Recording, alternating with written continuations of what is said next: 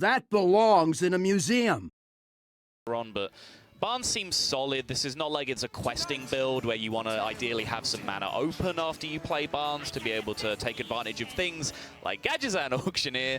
So now there's a choice. Are we coining Swashbuckler here? Is that ever a play that we make? Well, the awkward thing about coin Swashbuckler, you do get the card in the immediate, but you open yourself up hugely to Ghoul. Sure. So your opponent's able to just play Ghoul, remove your board. So again, it's kind of like going away from the slow game plan and being like super aggressive with it, which his hand kind of supports, so I guess it's not too bad, but I personally prefer the other approach where you just wait and drain it the guaranteed cycle. So now it's going to be a little bit harder to cycle off his Gadgetzan in the future because typically speaking, you want to be coining out another spell with it. So now you coined out a minion that's kind of like subtracting mana that could have been utilized towards card draw, but you pick up some...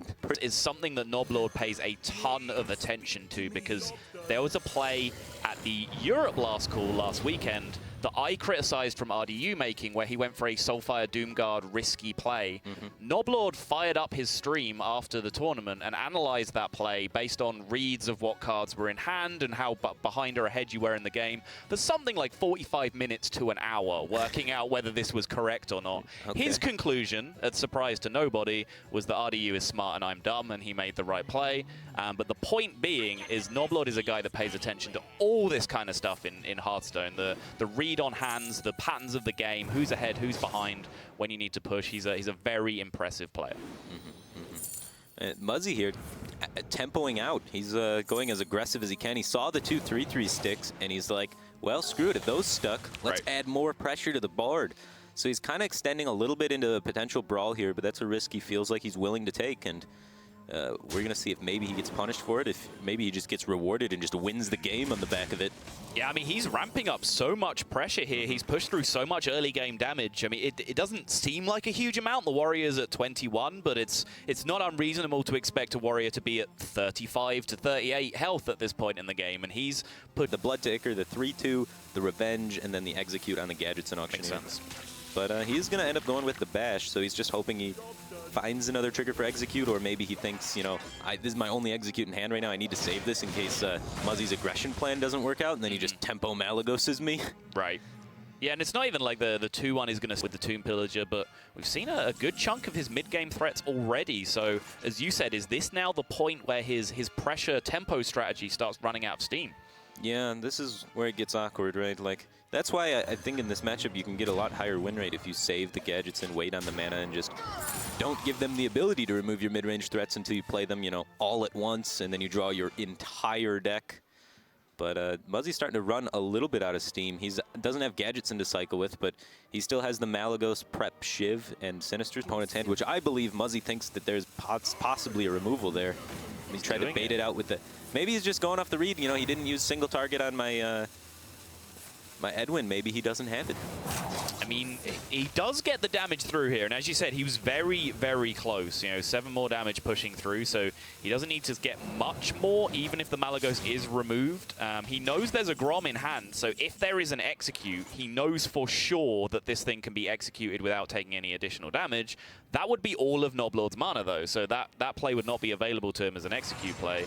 So it looks like he is just going to gain the armor with the Ironforge portals and use his face here to remove the Malagos with the Execute, but still, second Eviscerate, if it's still in the deck, is just straight up lethal now. There's second Eviscerate, there's potential outs off Swashbuckler, and other than that, those are the only 2 cards that could really make something happen here for Muzzy. And Muzzy's draw is a Swashbuckler indeed. So Mortal Strike, Heroic Strike, Grom. Yep, yes indeed. Bash Arcanite even will Reaper. do it. Brawl is a brick though.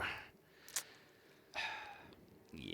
Now the Warrior is most definitely going to just start climbing out of range, and Muzzy's deck's kind of exhausted all of its fuel. It doesn't really have much more to come back from this, and we saw Muzzy take this aggressive line from the get-go, right? Like, turn 3 is when Muzzy was like, all right, my hand is strong enough. I can just play the tempo game. I can go all in. Most likely, Noblord's hand isn't going to be able to remove my minions efficiently enough, and I'll be able to finish him off. And he was almost right in that, because he's got Noblord down to, you know, 3 health, and he may still be right in that if he's able to chain, you know, Azure Drakes plus Eviscerates and stuff like that. So it's really close. It's really close, and it's it's just those reads on your hand in the opening of which direction you want to take it. Do you want to go the slow control game, or do you think you have a tempo hand that can go the aggressive route?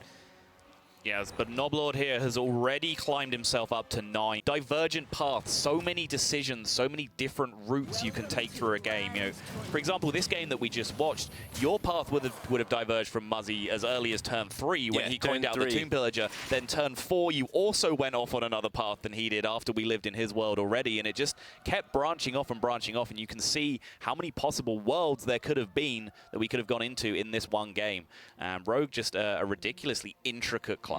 And to be fair to Muzzy, you know, he's 2 off. Right. Like, his assessment that my hand is strong enough to go face, my minions are good enough. If Noblord misses 1 removal spell in that entire sequence, granted it's removal warrior, but let's say he just misses removing 1 minion, suddenly that's Muzzy's game. Yes, so he had a really strong curve, and it's like, it's